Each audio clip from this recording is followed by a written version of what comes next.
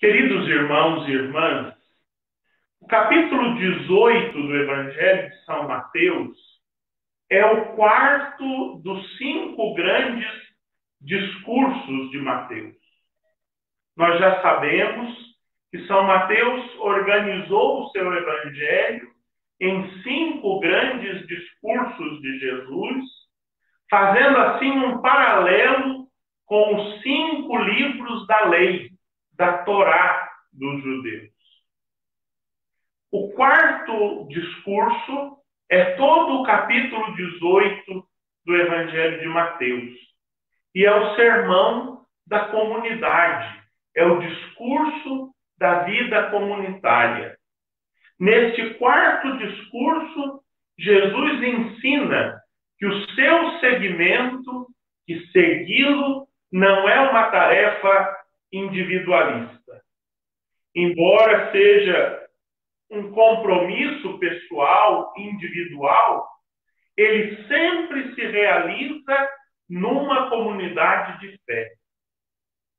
O documento de Aparecida dos bispos da América Latina e do Caribe, em 2007, afirma isso com grande clareza, dizendo: não existe vida cristã fora da comunidade.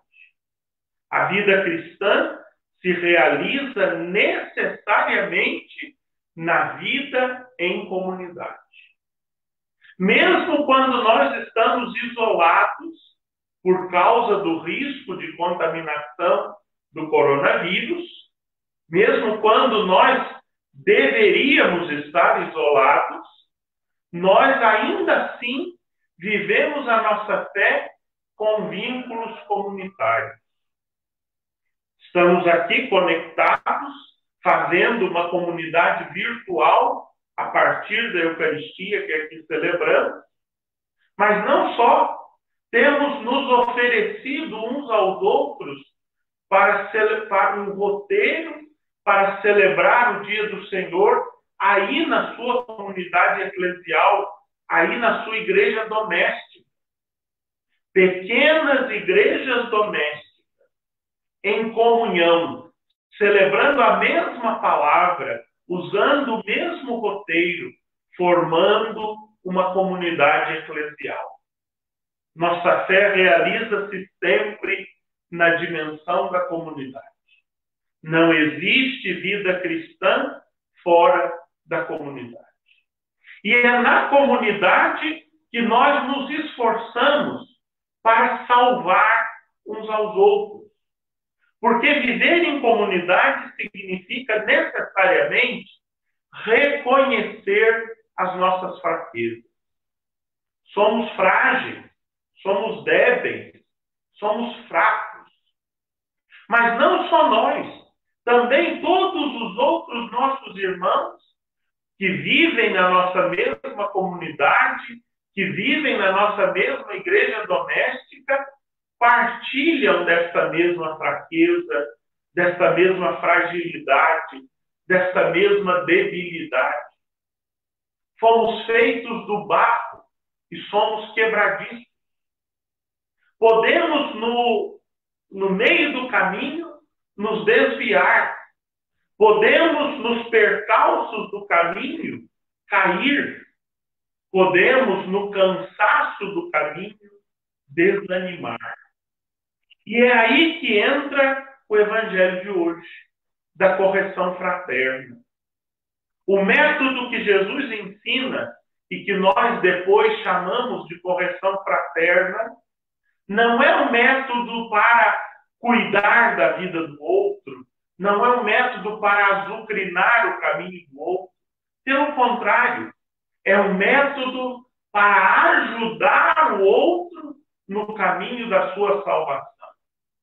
Reconhecendo as nossas fragilidades, e para reconhecê-las, eu tenho que admiti-las primeiramente em mim mesmo.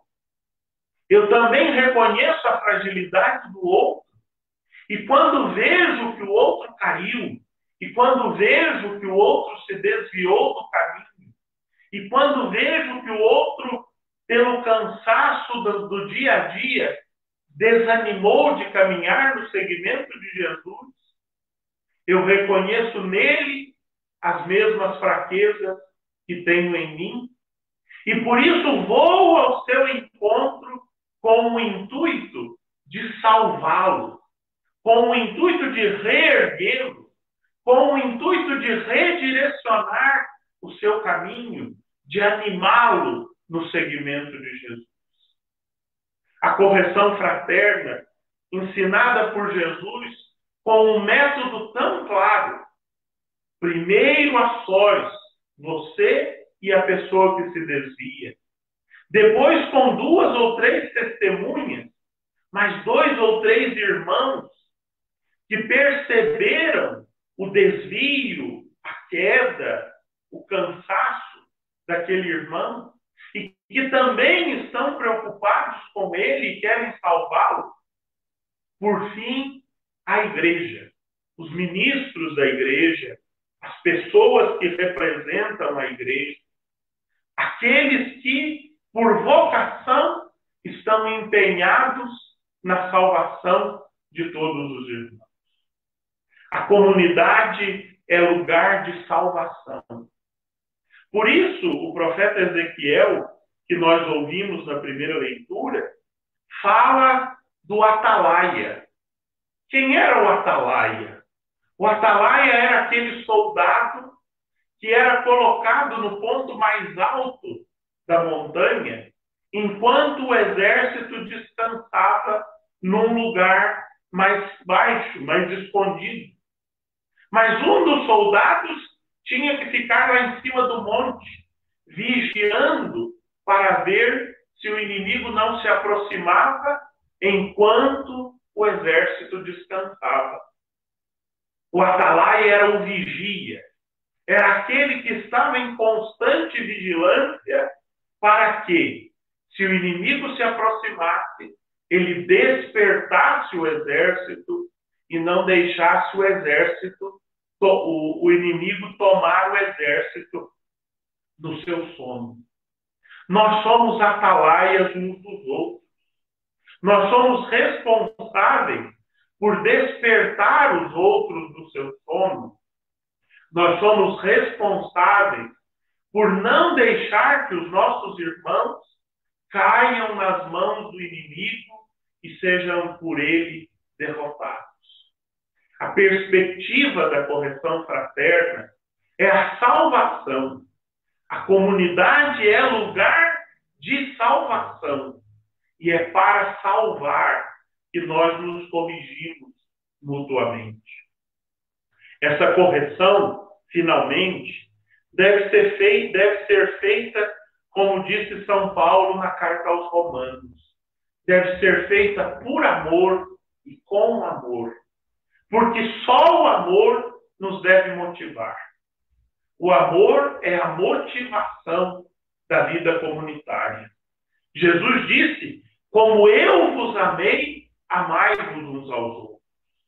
A única coisa, diz São Paulo na segunda leitura, que nós devemos dever uns aos outros é o amor. Só o amor deve nos motivar. Nunca outra coisa. Nunca corrigir para punir. Nunca corrigir para humilhar. Nunca corrigir para expor. Nunca corrigir para excluir. Nunca corrigir para deprimir. Não. Sempre. Unicamente corrigir por amor para salvar. É porque nos amamos verdadeiramente que nós nos corrigimos para que ninguém se perca no caminho da salvação e toda a comunidade que formamos, primeiramente nas nossas igrejas domésticas, depois também nas nossas comunidades eclesiais, ninguém se perca, mas todos cheguemos a bom termo, todos cheguemos ao fim do combate, animados, caminhando, erguidos, para um dia merecermos a coroa da vitória. Nós estamos vivendo este tempo de isolamento, em que estamos distantes das nossas comunidades eclesiais. Mas se Deus quiser, aqui na nossa paróquia, no próximo final de semana, nós começaremos o retorno gradativo às celebrações com a presença do povo. É preciso, mais do que nunca, valorizar essas duas dimensões da igreja. A igreja doméstica, reafirmada hoje por Jesus no Evangelho, pois o Evangelho terminou dizendo: onde 2 ou 3 estiverem reunidos em meu nome, estou eu aí, no meio deles. A presença de Jesus, quando nós nos reunimos para celebrá-lo em nossas casas, é real, é promessa dele. Ele está no meio de nós, nós podemos dizer com toda tranquilidade quando nos reunimos na nossa casa. Mas precisamos conjugar com a igreja doméstica a comunidade de fé. É nesse duplo movimento que a nossa fé cresce e se sustenta. Na igreja doméstica, família de Deus, e na comunidade eclesial, encontro, lugar dos discípulos missionários de Jesus Cristo.